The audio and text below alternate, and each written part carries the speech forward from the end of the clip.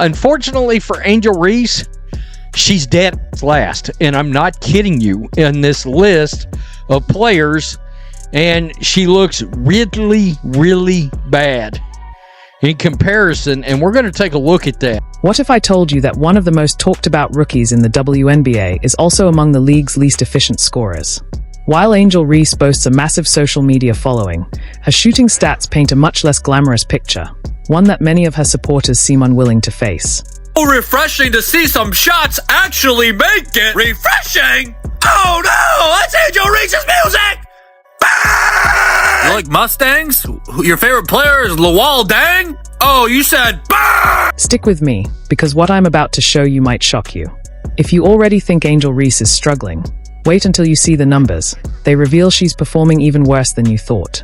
The stats don't lie. Once you see where Reese ranks among all WNBA scorers, you'll understand why some basketball legends are starting to question her game. And by the end of this video, I'll name 2 iconic figures Reese likely believed were in her corner, but who are now publicly calling her out. The gap between hype and reality? It's wider than anyone expected. Ready? Let's dive in. One of the most baffling things that I've seen this offseason is the lack of videos involving Angel Reese working on layups. Now, look, the layup issue is a real issue for Angel Reese, and I don't understand the taking all the... I mean, yeah, sure, you can practice 2-point shots just inside the 3-point line. You can practice 3-point shots, but there seems to be an emphasis on that from Angel Reese, and I don't understand, because she should be trying to perfect her game inside 5 foot. Did you know Angel Reese ranks dead last in shooting efficiency among all high-volume scorers in the WNBA? Her numbers are even worse than most people realize, and it's time we had a serious conversation about it. All right, back to business. Slam bag work, Brittany Griner. You said you rang? Bang! Somebody said she's got the coordination skills of a baby giraffe. I don't know what baby giraffes did to receive that kind of slander, but I won't stand for it. Bang! The WNBA is back in little over a month. Friendly reminder, we're not watching because of one person. We're watching because of her, too. When analysts assess a player's offensive impact, true shooting percentage is considered the gold standard. Unlike basic field goal percentage, TS% offers a more complete view by factoring in all scoring attempts, field goals, three-pointers, and free throws. It doesn't just measure how often a player scores, but how efficiently they convert their opportunities. In a league where every possession counts, this metric is what truly separates elite scorers from May-volume shooters. Chicago Sky's Angel Reese found herself at the very bottom of the list, sitting at 30th, with a true shooting percentage of just 46.4%. The contrast between the two rookies, both with massive college followings and major fan bases, ignited strong reactions online. Now let's get to the uncomfortable truth. Angel Reese currently holds a dismal 46.4% true shooting percentage, ranking her 30th in the league. This isn't just below average, it's scraping the bottom of the barrel. For context, most established WNBA players post TS% figures well above 50%, with top-tier stars often soaring past that mark. Reese isn't just lagging behind, she's not even in the same stratosphere. Nice to look this clumsy at your job and then declare you're underpaid. Privilege! Bang! Justice for all baby giraffes out there. I will fight the good fight. Bang! One thing to take from these videos, never give up, because if she can do it, you can do it too! You might be thinking, well, she's just a rookie adjusting to the pro level. But that excuse quickly falls apart when you look at her peers. Caitlin Clark, facing more defensive pressure than any other rookie, is thriving, with a stellar 58.3% true shooting percentage. That ranks 6th overall in the league, 1st among rookies, and 2nd among all guards, trailing only Kelsey Mitchell. Clark is excelling under the same rookie learning curve that's being used to excuse Reese's struggles. Caitlin Clark may just be starting her WNBA journey, but she's already making waves, not only with highlight plays, but also with cold, hard numbers. A recent viral post on X revealed the true shooting efficiencies of the league's top 30 scorers, and it sparked quite the controversy among fans. Clark, now a rookie with the Indiana Fever, ranked 6th amongst all shooters with a true shooting percentage of 58.3%. True shooting percentage takes into account a player's field goals, three-pointers, and free throws, making it a key indicator of overall scoring efficiency. For a first-year player, it's elite company to be in. Let's say, for argument's sake, that Caitlin Clark is just an outlier. Well, here's the kicker. The 4th overall pick, Rickea Jackson, is also near the top with an impressive 55.2% true shooting percentage. Meanwhile, the 2nd and 3rd overall picks, Cameron Brink and Camila Cardoso, aren't included in the efficiency rankings simply because injuries have limited their scoring volume to an insufficient sample size. So no, Reese isn't just struggling compared to Clark.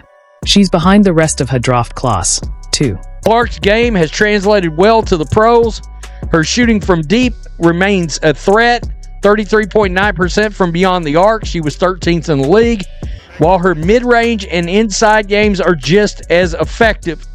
She ranked 4th in two-point field goal percentage.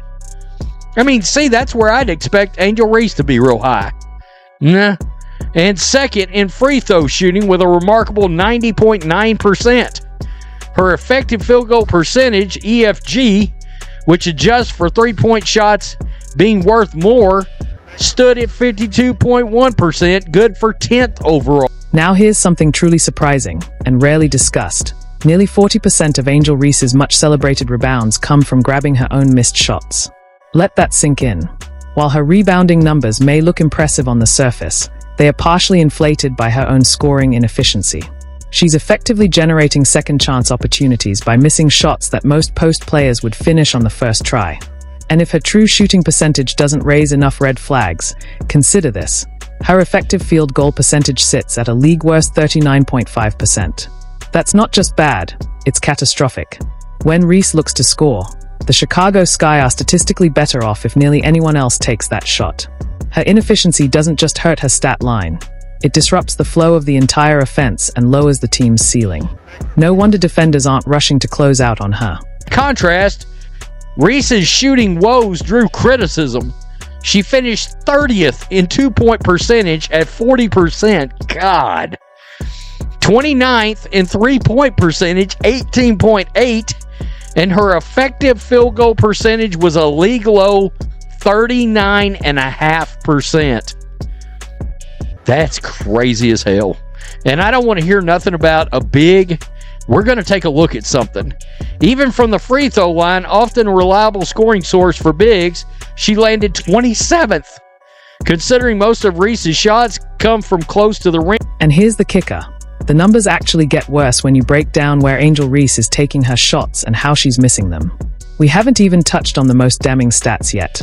The truth is, Reese's shooting inefficiency isn't just bad for a rookie. It's historically bad for any WNBA player with her level of usage and shot volume. Players with numbers this poor typically see their roles scaled back because coaches simply can't afford to funnel offensive possessions through such inefficient scorers. And yet, Reese continues to command a prominent role in the Sky's offense, despite mounting evidence that suggests she hasn't earned it. Some fans found the numbers hard to stomach.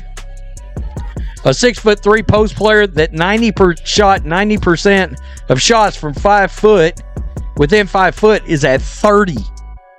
Another one said, OMG, Angel, get up, girl. Those high usage, low efficiency numbers are concerning enough on their own. But when you zoom in on Angel Reese's performance within 5 feet of the basket, an area where her 6 feet 3 inches frame should give her a clear physical advantage, the numbers become even more alarming. At just 44.5% from point-blank range, she's being outshot by guards who are often 7 inches shorter than her. In basketball terms, this isn't just disappointing, it's a fundamental failure to capitalize on her most obvious physical strengths. I'm going to be honest with you here.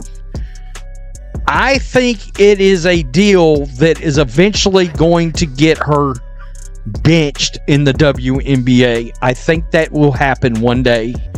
Because a good coach, if she ever gets one, is going to look at this and be like, you're 6'4", you're 6'3", you're too damn inefficient. I can't have you on the court. And,